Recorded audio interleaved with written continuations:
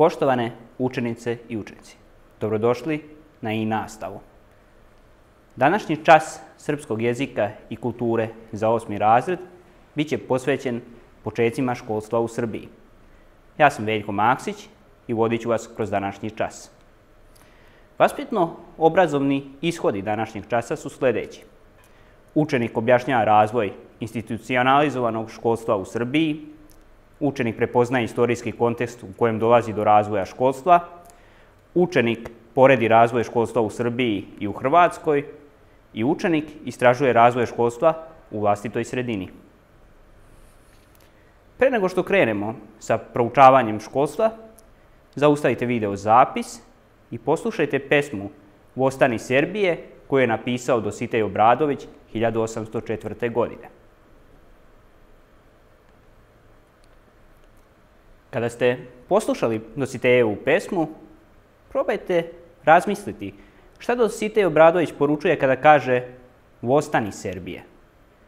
Povežite to sa događajima u Srbiji u vreme nastanka pesme.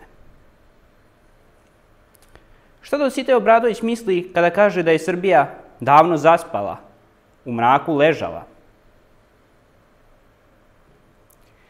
Verujem da ste došli do zaključka da je to posljedica dugotrajne turske vladavine. Dakle, još tamo od kraja 14. veka, odnosno od druge polovine 15. veka, Srbija više nema svoju samostalnost, pala je despotovina. Na neki način s padom srpske države došlo je do zastoja u razvoju kulturne delatnosti. Ono školstvo koje je utemeljio na neki način Sveti Sava, osnivajući prve škole, sve je to stalo sa dolaskom novih osvajača na prostor srpske srednjovekovne države. Stao je i razvoj kulture, umetnosti, zato što je novi osvajač imao neke druge ambicije. I prošlo je nekoliko vekova dok Srbi nisu stekli na neki način zrelost da ponovo uzdignu svoju kulturu. A ta zrelost je išla paralelno sa razvojem svesti o potrebi za svojom autonomijom, odnosno svojom državom. Počeci školstva u Srbiji događaju se veoma kasno u odnosu na druge evropske države. Ako se prisjetite događanja u Evropi u to vreme, vidjet ćete da Evropljani već tada imaju razvijene škole, zato što su unazad nekoliko vekova razvijali svoju prosvetnu delatnost. U srednjem veku po Evropi imamo manastirske škole, odnosno pri crkvi. U Srbiji je na neki način to bilo zapravo zapostavljeno kada su došli turski osvajači. Ali sada, na početku 19. veka, Srbi su odlučili stvarati nezavisnu državu, a ujedno sa stvaranjem nezavisne države došlo je i do kulturnog razvoja, takozvana Srpska revolucija. Početkom 19. veka trebate znati da je u Srbiji čak 95, možda i 6% stanovništva Srbije bilo seosko i bavilo se poljoprivredom, a gotovo identičan postotak je bio i nepismen. Dakle, na početku 19. veka Srbi nisu imali ništa od škola, tek su pojedinci imali određeno predznanje i znali pisati.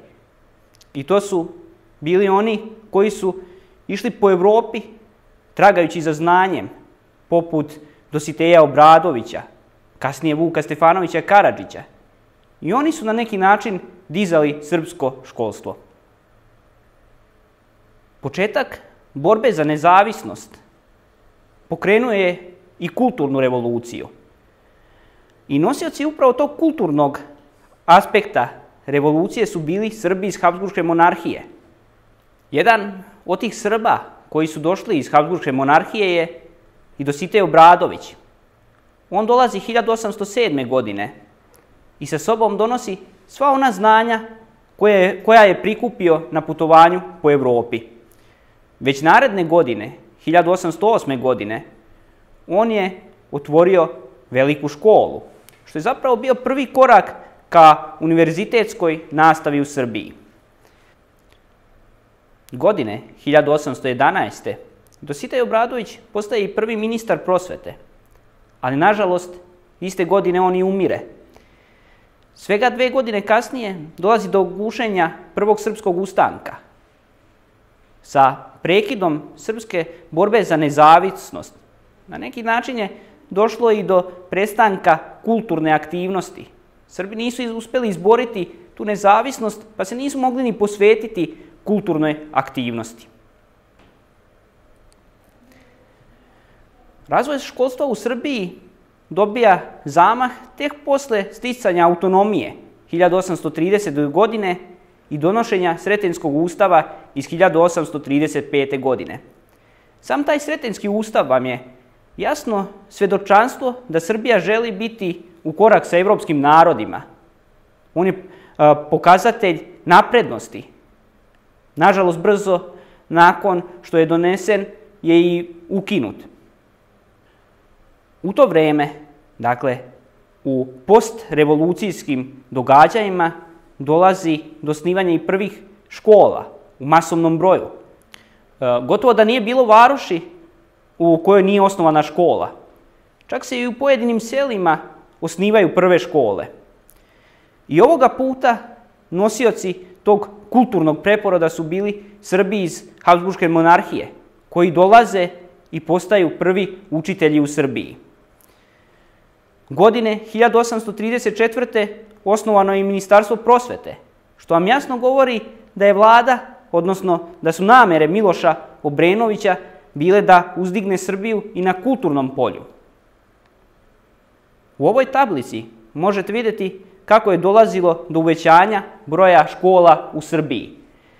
Godine 1833. bilo je svega 38 škola, dok nam je broj učitelja i broj učenika nepoznat. 1835. odnosno 6. dakle svega 3 godine kasnije, imamo 63 škole i 72 učitelja i skroman broj od 2511 učenika. I tako dolazimo do školske godine 1869. 70. kada je broj škola u Srbiji 342, broj učitelja 550, a broj učenika 23.382 učenika. Vidite da je Srbija u tim periodima poprilično ulagala u školstvo, odnosno da je školstvo postalo masovno. Ali tada školstvo još uvijek nije obavezno. To će uslediti tek u narednim godinama.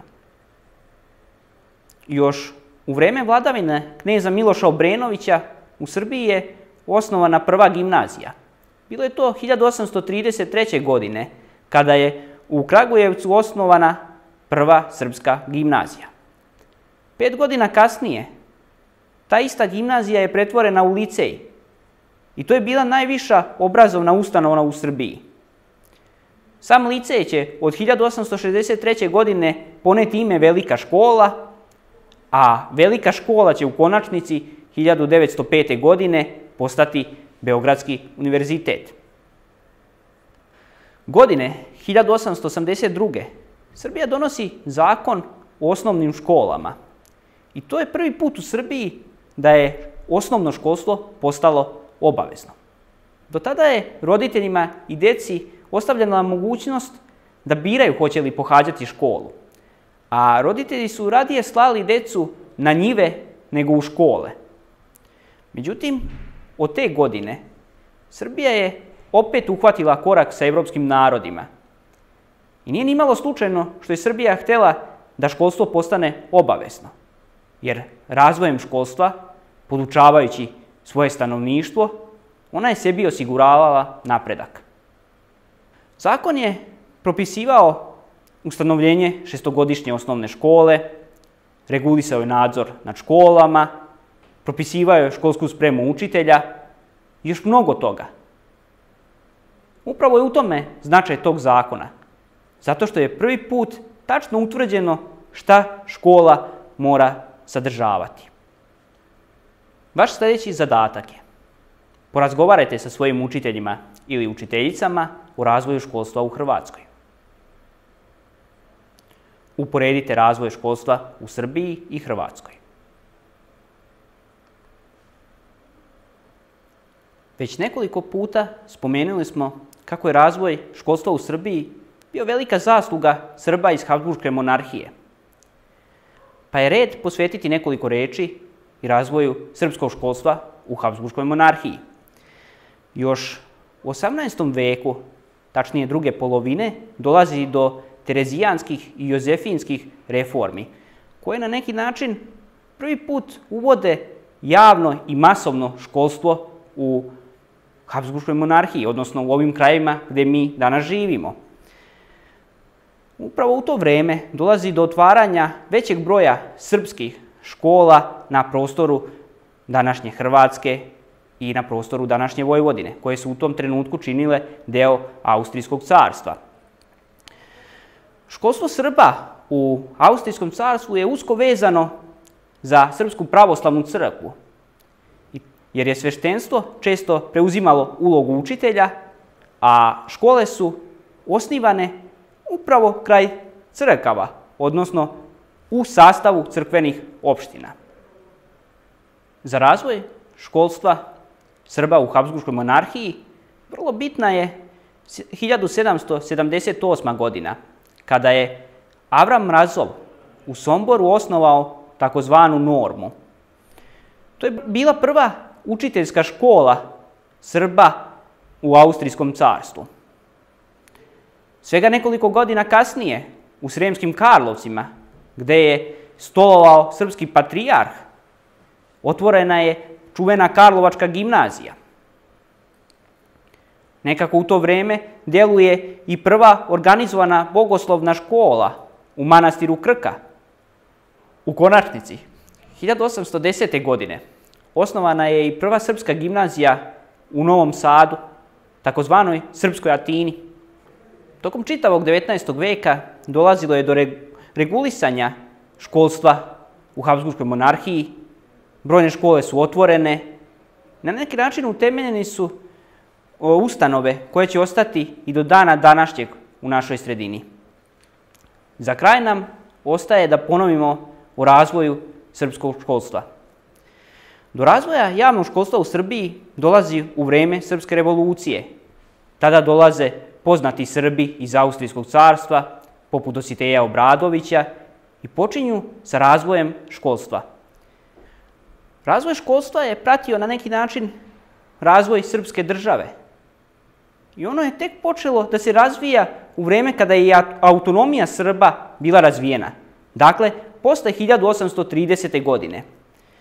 Kruna razvoja srpskog školstva je bila 1882. godina, kada je u Srbiji prvi put školstvo, odnosno pohađanje osnovne škole, postalo obavezno. Vaš domaći zadatak je sljedeći. Potražite školsku spomenicu i istražite prošlost vaše škole.